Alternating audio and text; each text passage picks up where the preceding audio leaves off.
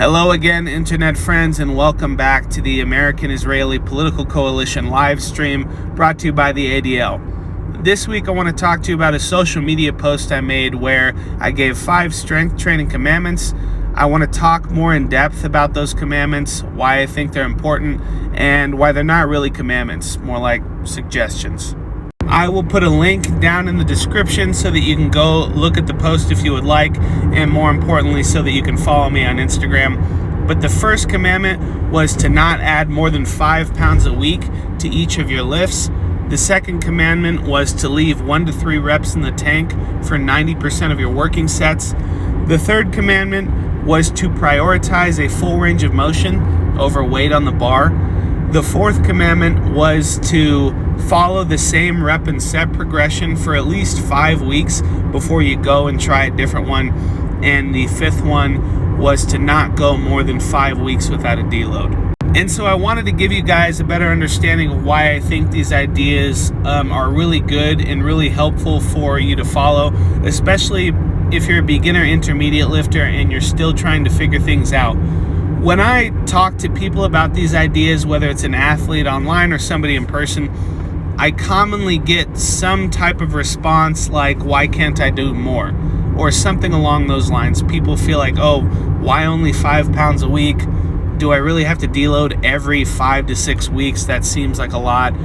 Just people wanting to do more and feeling like I'm holding them back and making them do less. Because in many cases, they feel like they can do more, and I would even say they probably should be doing more. But the reason that I put these restraints on people, or at least invite people to put these restraints on themselves, is because ultimately one of the biggest roadblocks to the average guy becoming a really elite athlete versus just kind of a mediocre forever intermediate is staying healthy and getting injured. It's pretty easy to go in and lift reasonably heavy and see some good progress for a couple of weeks, a couple of months, and depending on your genetics, you might even be able to do that for a couple of years. But for most guys, at some point, for some reason, they run into the wall where they're not brand new beginners anymore, or maybe they're just getting a little bit older, and they start running into a little bit of a strain here, some elbow pain there. My back hurt on deadlifts yesterday. I'm not really sure what to do because it still kind of hurts. And those things kind of accumulate into your deadlift never getting above 400 or 500 pounds, or you never quite got that bench to 315 because, your pec was always bothering you. Something like that very often is the cause of guys not really getting to that next level of fitness. And so one of my biggest roles as a coach is just trying to keep people healthy, or getting people that aren't healthy back to the point where they can be healthy and train normally again.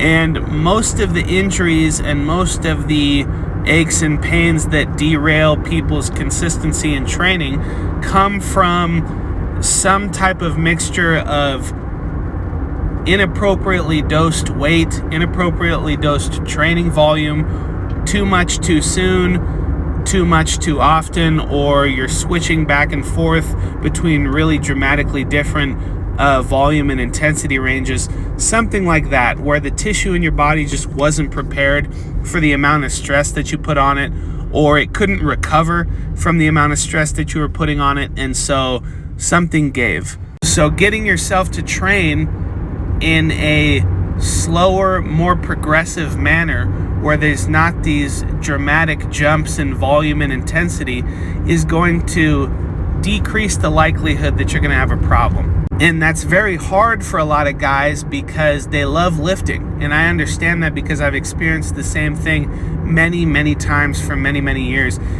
Going to somebody who's 17 years old, or even somebody who's 37 years old, and maybe isn't in that great a shape, but they still love to train, getting them to do less is so hard sometimes because that's how they get their fulfillment. That's how they feel confident.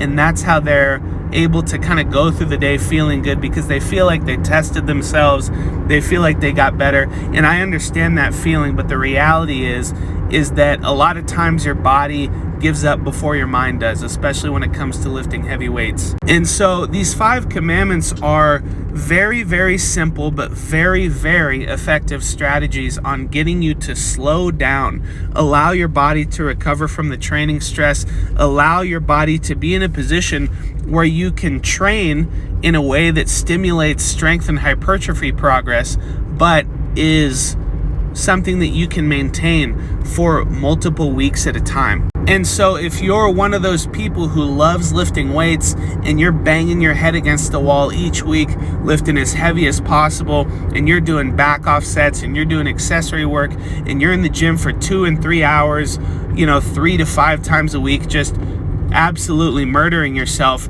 we don't really have to worry about you not working hard enough, because you're in love with the weights and you would be in there all day, every day if you could. And for a person like that, I would almost always have them make slower, suboptimal progress, at least to start out, rather than the opposite of that, which is doing too much and running into some sort of problem. Because we can always add more weight, we can always add more reps and sets if you feel like you're not doing enough.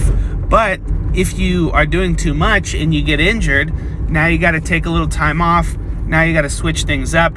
You're not able to train how you wanted to, and you have to take the time that you should be getting better to just trying to get back to where you were. And for you guys who are not super experienced in training, or maybe you don't have a great grasp of training concepts, you have to orient yourself somewhere, and you don't know what too much is. You might think you do, but you probably don't.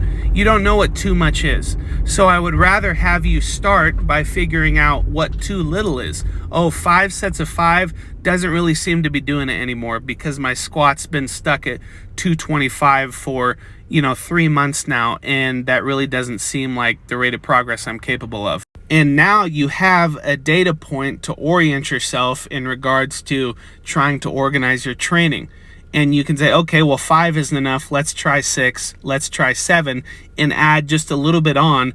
That way you can be more confident that, okay, well, 5 is way too easy, so I'll probably be able to recover from 7 or 8 sets of squats in a week. That's probably not a big deal, and that's a progression that I can handle. As opposed to the other side of things, which is what most people do, and they find that data point by running into a brick wall and saying, well, I was doing 15 to 20 sets of squats a week, and now my knees and back are killing me, and I can't really squat without really intense pain. They still found their data point to orient themselves in how to organize their training, but they found it by doing way too much. And so now they have to say, well, 15 to 20 was too much. Should I do 13? Should I do 10? I'm not really sure. My knees and back still hurt. How much time do I need to take off? I don't want to take off too much time because then I'm going to lose all my progress. And then it becomes a little bit more of a complicated question. And on top of that, you've got pain to manage, and you have to not train how you normally would train and how you want to train. And it becomes this whole big mess. So although it's very difficult to slow yourself down, potentially make progress slower than you're capable of, staying healthy and injury-free is ultimately going to lead you to long-term success. And just because you're slowing things down now and not making progress as quickly as you could now doesn't mean it's always going to be that way. This is just the starting point. We have to start in a good place so that we can build on that. But it's very difficult because it requires you to manage your ego. It requires you sometimes to find a way to feel good about yourself and be confident about yourself outside of just, hey, I did 15 sets of squats this week. Now I feel great because I pushed myself to the limit. And that can be very difficult to do.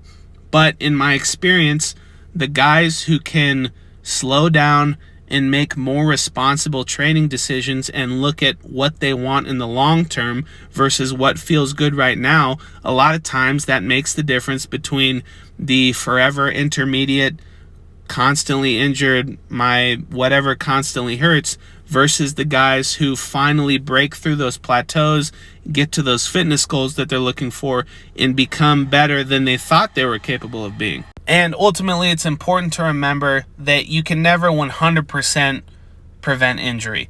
And following the 5 commandments that I put up and the stuff I've talked about in this video, I definitely think will reduce your chances of having a problem, but there's never a guarantee, and there's lots of other training variables that we have to consider, not just what we've talked about in the video. So nothing is ever 100% preventable when it comes to lifting. But I definitely think following these things, or at least trying to implement the thinking behind them into your training, is going to set you up for much more success in the long term. It's just a matter of, do you want to be an elite level athlete and have that elite level of strength? And are you willing to make the responsible decisions that are going to lead you to that point? Thanks for listening. I'll see you next time.